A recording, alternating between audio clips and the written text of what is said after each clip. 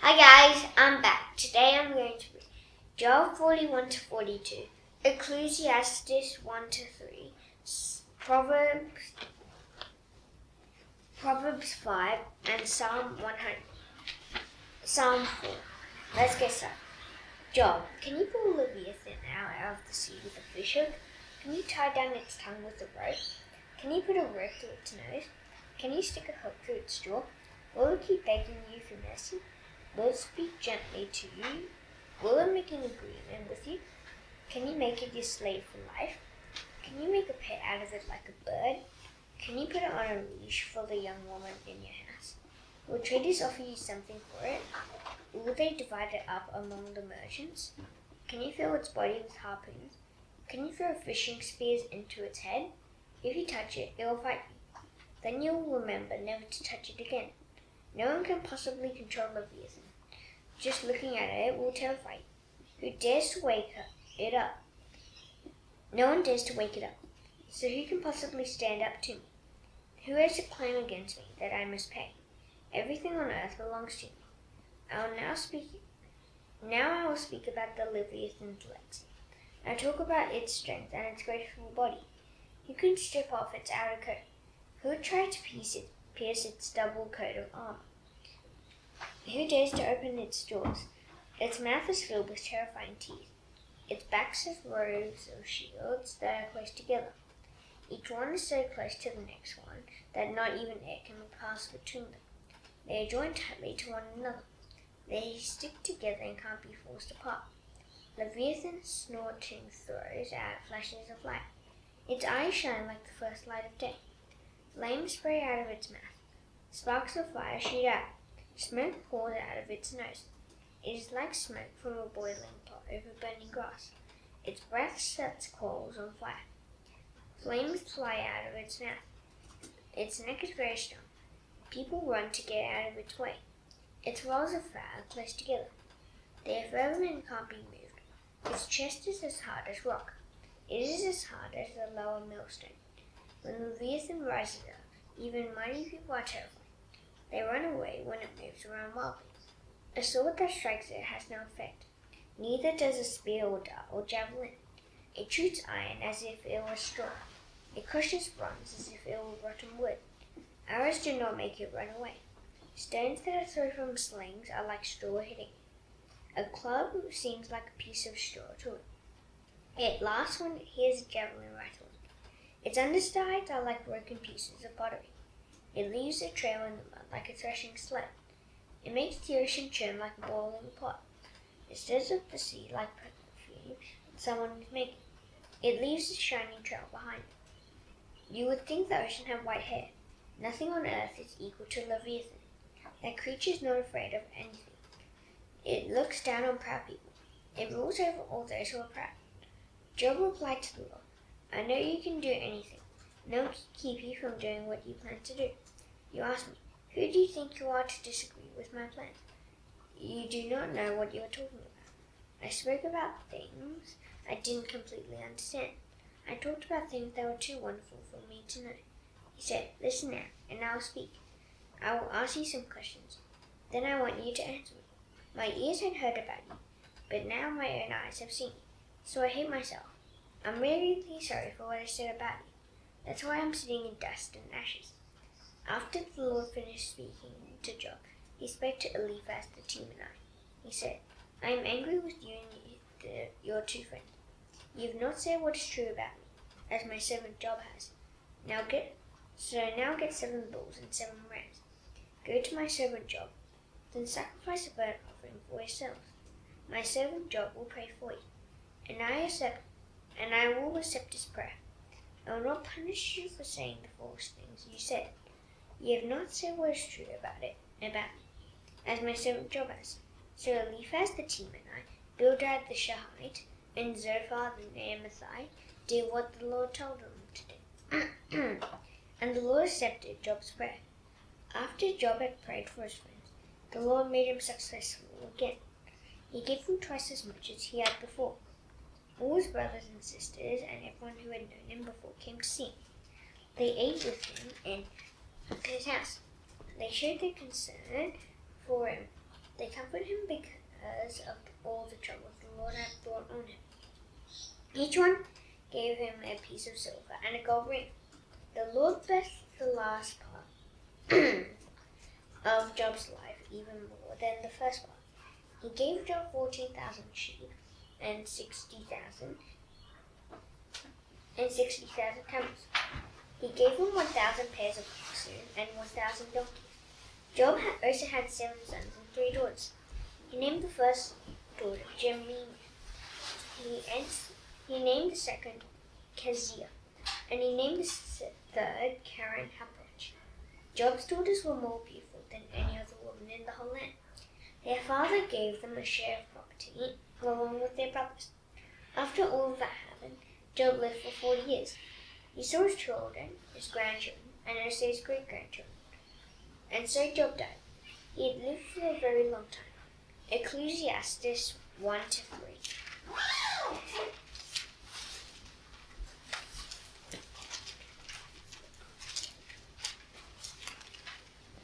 These are the words of the teacher. He was the son of David. He was also the king in Jerusalem. Meaningless. Everything is meaningless, says the teacher. Now, everything is completely meaningless. Nothing has any meaning. What do people get for all their work? Why do they work so hard on this earth? People come and people go, but the earth remains forever. The sun rises, it sets, then it sets, and then it hurries back to where it rises. The wind blows to the south, then it turns to the north. Around and around it goes. It always returns to where it started. Every stream flows into the ocean, but the ocean never gets full. The streams return to the place they came from. All things are tiresome. They are more tiresome than anyone can say. But our eyes never see enough of anything. Our ears never hear enough. Everything that has ever been will come back again. Everything that has ever been done will be done again. Nothing is new on earth. There isn't anything about which someone can say, "Look, here's something new." It was already here long ago. It was here before we were. No one remembers the people of long ago. Even those who haven't been born yet won't be remembered by those who will be born after them. I, the teacher, was king over Israel in Jerusalem. I decided to study things carefully. I used my wisdom to check everything out. I looked into everything that is done on earth. What a heavy load God has put on human beings. I've seen what is done on this earth. All of it is meaningless. It's like chasing the wind. People can't straighten things that are crooked. They can't count things that don't even exist. I said to myself, "Look, I've now grown wiser than anyone who ruled over Jerusalem in the past. I have a lot of wisdom and knowledge." Then I used my mind to understand what it really means to be wise. And I wanted to know what fool's pleasure is all about. But I found out it's also like chasing the wind. A lot of human wisdom leads to a lot of sorrow. More knowledge only brings more sadness. Chapter 2. I said to myself, "Come on, I'll try out pleasure. I want to find out if it is good." But it also proved to be meaningless. Laughter doesn't make any sense, I said. And what can pleasure do for me? I tried cheering myself up by drinking wine. I even tried living in a foolish way, but wisdom was still guiding my mind. I wanted to see what was good for people to do on earth during their short lives. So I started some large projects. I built houses for myself. I planted a vineyard. I made gardens and parks. I planted all kinds of fruit trees in them. I made lakes to water groves of healthy trees. I brought male and female slaves. I had other slaves who were born in my house. I also owned more herds and flocks than anyone in Jerusalem ever had before. I stored up silver and gold for myself. I gathered up the treasures of kings and their kingdoms. I got some male and female singers. I also got many women for myself. Women delight the hearts of men. I became far more important than anyone in Jerusalem had ever been before. And in spite of everything, I didn't lose my wisdom. I gave myself everything my eyes wanted. There wasn't any pleasure that I refused to give myself. I took delight in everything I did, and that was what I got for all my work. But then I looked over everything my hands have done. I saw what I had worked so hard to get, and nothing had any meaning. It was like chasing the wind. Nothing was gained on this earth. I decided to think about wisdom. I also thought about foolish pleasure. What more can a new king do? Can he do anything more than others have already done? I saw that wisdom is better than foolishness, just as light is better than darkness. The eyes of a wise person see things clearly, but a person who is foolish lives in darkness. But I finally realized that death catches up with both of them. Then I said to myself, what happens to a foolish person? It will catch up with me too. So what do I gain by being wise? I said to myself, that doesn't have any meaning either. Like a foolish person, a wise person won't be remembered very long. The days have already come when both of them have been forgotten. Like a person who is foolish, a wise person must die too. So I hated life. That's because the work done on this earth made me sad. None of it has any meaning. It's like chasing the wind. I hated everything I had worked for on earth. I'll have to leave all of it to someone who lives after me. And who knows whether that person will be wise or foolish. Either way, they'll take over everything on earth I've worked so hard for. That doesn't have any meaning either. So I began to lose hope because of all my hard work on this earth. A person might use wisdom, knowledge, and skill to do their work, but then they'll have to leave everything they own to someone who hasn't worked for it. That doesn't have any meaning either. In fact, it isn't fair. What do people get for all their hard work on earth? What do they get for all their worries? As soon as they live, their work is nothing but pain and sorrow. And even at night, their minds can't rest. That doesn't have any meaning either. A person who can't do anything better than eat, drink, and be satisfied with their work. I'm finally seeing that those things also come from the hand of God. Without His help, who can eat or find pleasure? God gives wisdom, knowledge, and happiness to the person who pleases Him. But to a sinner, He gives the task of gathering and storing up wealth. Then the sinner must hand it over to the one who pleases God. That doesn't have any meaning either. It's like chasing the wind. There is a time for everything. There is a time for everything that is done on earth. And there is a time to be born. And there's a time to die. There is a time to plant. And there is a time to pull up what is planted. There is a time to kill. And there's a time to heal.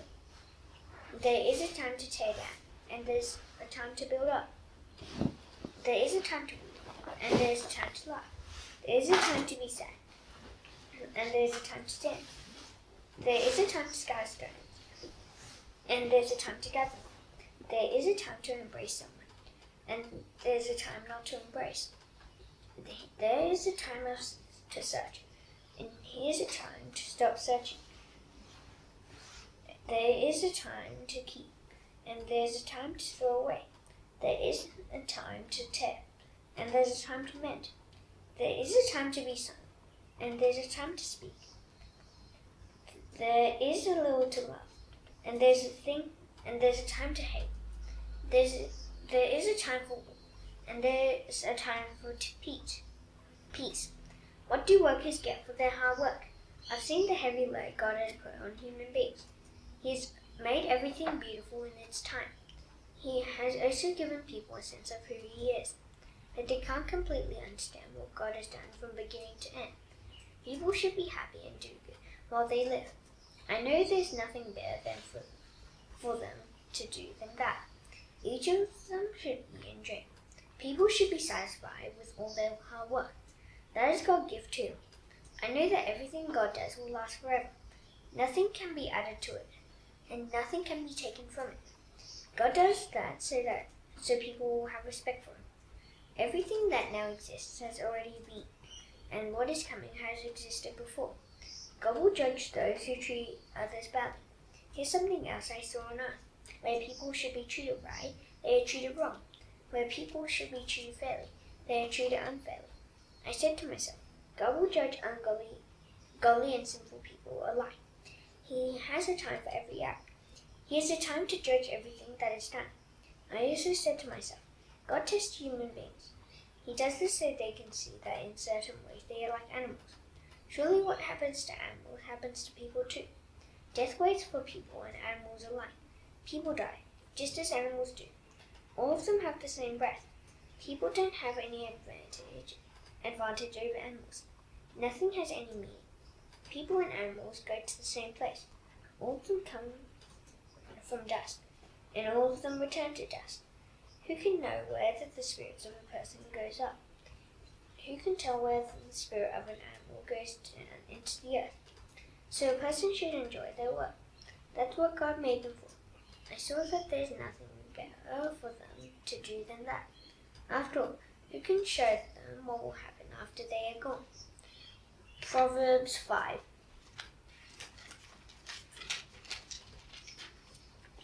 My son, pay attention to my words. Listen carefully to my wise sayings. Then you will continue to have good sense. Your lips will keep on speaking words of knowledge. A woman who commits adultery has lips that drip honey. What she says is smoother than olive oil, but in the end she is like bitter poison. She cuts it like a sword that has two edges. Her feet go down to death. Her steps lead straight to the grave. She doesn't give any thought to her way of life. Her paths have no direction, but she doesn't realize it. My sons, listen to me. Don't turn away from what I say. Stay on a path far away from that evil woman. Don't even go near the door of her house. If you do, you will lose your honor to other people. You will give your self-respect to someone who is mean. Strangers will use up all your wealth. Your hard work will make someone else rich. At the end of your life, you will regret.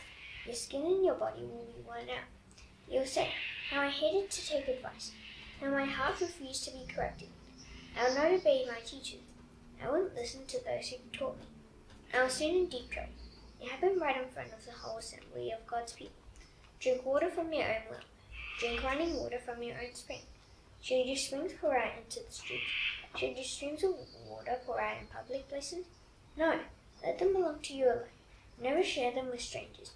May your family be blessed. May the wife you marry when you were young make you happy. She is like a loving dove, a graceful deer. May her breasts always satisfy you. May you always be captured by her love. My son, why be captured by another man's wife?